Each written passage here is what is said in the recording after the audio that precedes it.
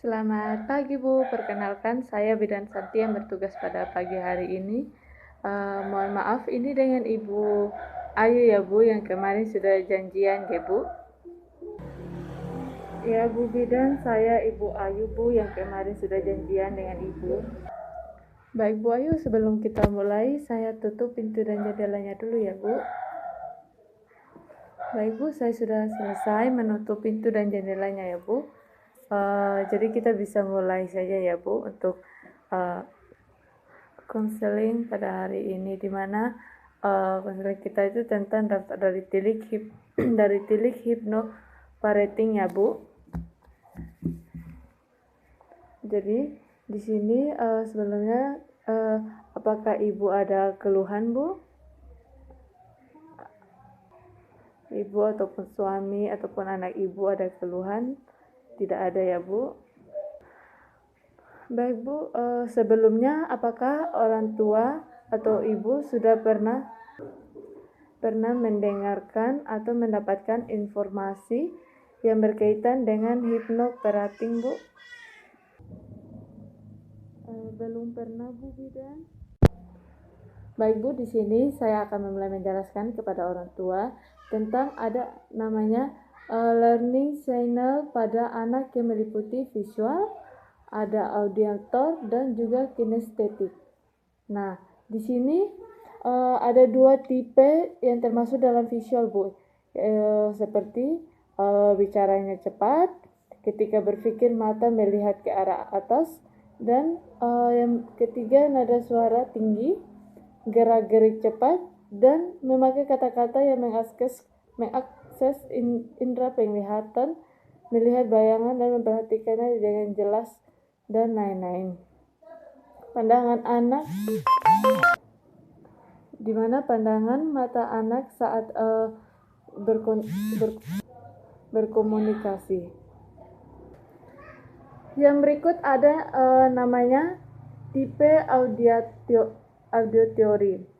Nah, di sini itu seperti yang pertama ada tempo bicaranya sedang, yang kedua nada suaranya mengalun dan berirama, yang ketiga ketika berpikir mata melihat ke arah kiri dan juga ke arah kanan.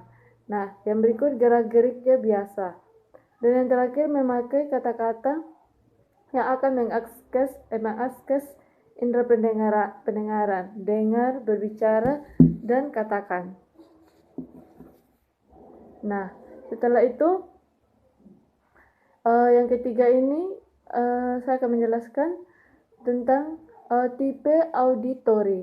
Nah, tipe auditory ini ada beberapa macam, yaitu seperti bicaranya lambat, nada suara rendah dan datar, ketika berpikir mata melihat ke arah bagian bawah, dan yang berikut gerak-geriknya terlambat. Nah, yang terakhir ini biasa menggunakan kata-kata yang mengakses indera perasa, merasa, kasar, dan halus, licin, dan juga keras. Ya. Baik Bu, di sini saya juga akan menjelaskan kepada orang tua. Nah, manfaat sendiri dari hipnoparenting. Nah, manfaatnya itu ada beberapa. Yang pertama, mengarahkan anak untuk lebih tenang dan positif.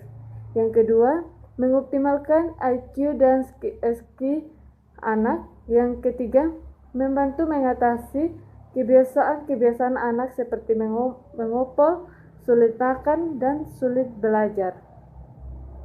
Nah, dan juga menjalankan peran sebagai orang tua dengan penuh kedamaian dan mencegah pola perilaku negatif pada anak.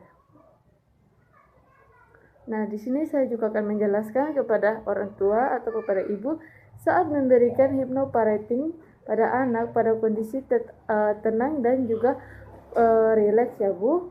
Nah, di sini cara saat yang tepat untuk melakukan induksi yaitu pada saat menjelang tidur atau tidur yang dalam, saat menyusui, saat bercerita, atau saat anak sedang rileks dan saat lelah, saat sakit, saat anak butuh bergantung. Nah, saat memberikan hipnoparenting, maka gunakan alat bantu induksi seperti musik, detak suara jam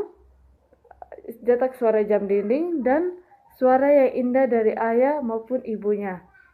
Nah, saat memberikan hypnoparating ini, dimana dengan melakukan body constant ya Bu, secara berulang-ulang, dan menonton atau usap-usap kepala, dahi, bagian punggung, dan body constant seperti sugesti, tos, jabat, dan juga genggam tangan ya Bu. Nah, di sini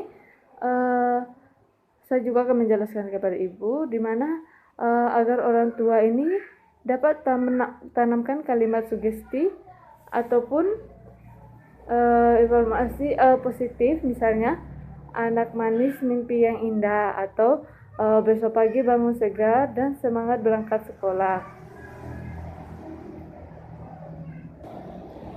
Dan orang tua harus sering memberikan atau menanamkan kalimat-kalimat sugesti ataupun afirmasi positif yang harus disesuaikan dengan channel learning pada anak ya Bu. Dan juga ini harus dilakukan pengulangan ya Bu. Pengulangannya itu secara konsisten. Bagaimana Bu? Apakah ada yang ingin ditanyakan atau ada yang kurang jelas Bu?